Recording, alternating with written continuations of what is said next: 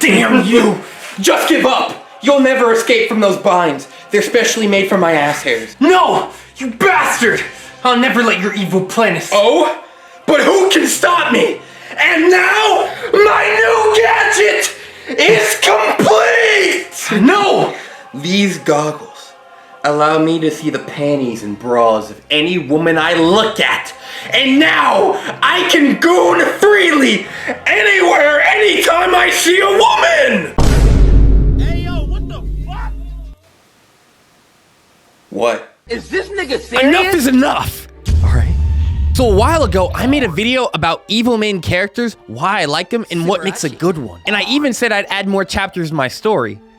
But you know, it doesn't matter, because now today, I'm here to ask you a question. Have people gone soft? And you know, there's a phrase by the famous author Alan Moore, creator of the Watchmen series, where he says the best inspiration for writing is reading a really bad book. Read terrible books as well, because they can be more inspiring than the good books. Jesus Christ, I could write this. And that's exactly what happened. I love evil main characters. And in this year of delay where I haven't been putting out any chapters, again, I'm sorry. But in this time that I've been reading, Jesus, Lord Almighty, give me strength. These books have genuinely been pissing me off, okay? Now, I want to clarify, this isn't to put any of these authors on blast, but when we define what an evil main character is, it's someone with a selfish motive who will do whatever it takes to accomplish that goal. So in these books, what are we doing? Let's take a look at this book.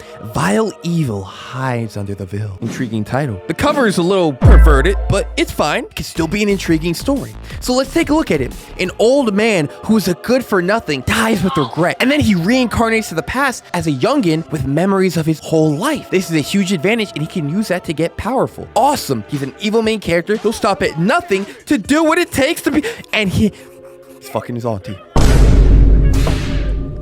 His side task in the first 30 chapters is having sex with his aunt. Now, I don't think this author's into incest, so it's probably not related by blood. But blood, what are we doing? And I'm not a big fan of academies in these stories because I feel like it's just exposition dumps with not a very good pacing. So when he's like, oh yeah, I'm gonna go to the academy and get stronger with knowledge and also get some youngin' pussy. Keep in mind, this is an old man, by the way. Like, he's a kid now, but it's an old man in his body. I was like, bro, what?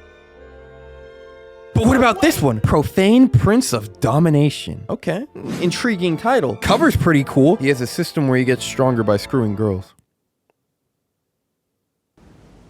What? Let's check out another one. Reverend Ecstasy.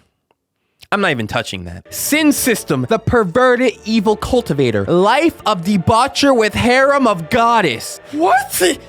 Is porn not free? I don't understand. Wait a minute. All right. I'm actually going to clarify this statement that I'm about to say with no racial. Because if we think about it, reading a lot of light novels and web novels with books online, there's an international audience. China being an example where the punani content ain't allowed. So it doesn't surprise me, but like, damn. But besides that, I've read a little of each book. Most of them, mind you. But besides what I've read, none of them really seem evil. They just chase puss. And that doesn't really fit with my idea of an evil main character who has a clear goal in mind that he pursues. And my brother, Matthew, D1 basketball player, check his games out, he told me a quote that stays rent-free in my mind to this day. He said, men without purpose distract themselves with pleasure. And with that being the case, it's hard to take a main character seriously when their entire goal, their whole entire life, their existence warps around chasing pleasure. It doesn't really make for an engaging or interesting story, at least to me. It really just goes to increasing your edging streak, because what else do you really get out from the story? But with that being said, evil main characters clearly aren't for everyone. Hell, they're evil and not everyone's gonna like that, and that's fine. Let's take a look at one of the goated stories for evil main characters. Reverend Insanity literally ruined reading for me in the best way possible, because I realized, I'm like, wait a minute, why are these main characters so inefficient or so feminine? But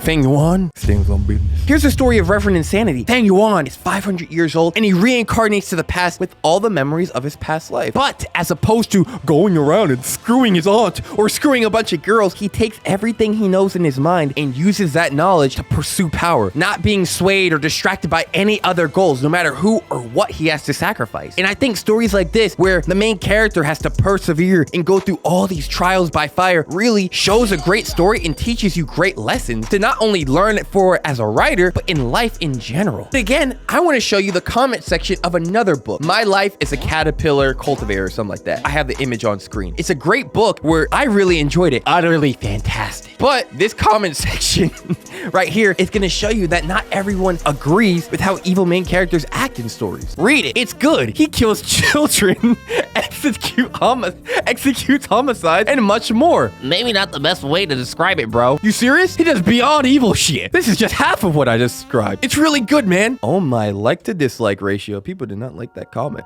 Now, my boy Crux did get downvoted to hell, but I think that just goes further to show you the mindset of people when they view an actually evil main character and not just someone who's evil chasing skirts and poof. It's actually pretty bad, the stuff they do, but it all serves a purpose in the end. The end justifying the means. And now that's debatable to some, but I think those do make for very intriguing stories. But even going back to my book, hell, I haven't written a single chapter for damn near 12 months. And the reason for that was a lot of things. Yeah, I was doing a lot of things in life, but I loved writing. And I got a lot of feedback online, which I took to heart a little bit too much, with some even recommending that I rewrite the entire book entirely. And I only got like not even 1/10 of the way rewriting all 100 chapters of my book before I just up and dropped it, because it wasn't my original intention for the story anymore with the rewrite, and I lost interest. And I think that kind of ties and correlates to how evil main characters are in a way, because they have their goal in mind and they're not letting anything sway them off the path. Yeah, I'll take feedback and I can fix up some things here and there, like with pacing issues, but changing your whole goal based off how the world perceives you is, I think, something that evil MCs don't do that I really respect, no matter how extreme their goal is, whether that's pursuing or immortality or something else. And that's exactly why I'll be delivering the audiobook version of Devour Heaven Chapter 1 very soon, alongside continuously updating and adding more chapters, all alongside doing the Twitch, the YouTube, and the other things I'm doing in life, because my goal in life is to pursue creative fields and really grow and thrive in that. That's my goal, and that's what I'm doing. So no matter what your goal is, always do something, no matter how small it is, every day to reach closer and closer to that goal. You want to be a basketball player? Always do some dribbling drills or put up some shots. You want to be an artist? Practice art. Hell, shout out to my boy Sean in Livery, because my boy Sean is making music, which I always use as my outro. In Livery, he's making games. And these guys I know are going to be successful because they put in the work day in and day out, always bounce back and constantly try to improve their craft. And the fact that they're not stopping what they're doing despite any setbacks is how I know they're going to do well. Because even if you're an evil main character in the book and the whole world is trying to stop you, only thing that could stop you is you. Deuces, boys. My sins, it's been one hell of a ride. Gotta make it alright. Just give up! Those binds tying you together are made of adamantium. You have no chance to escape.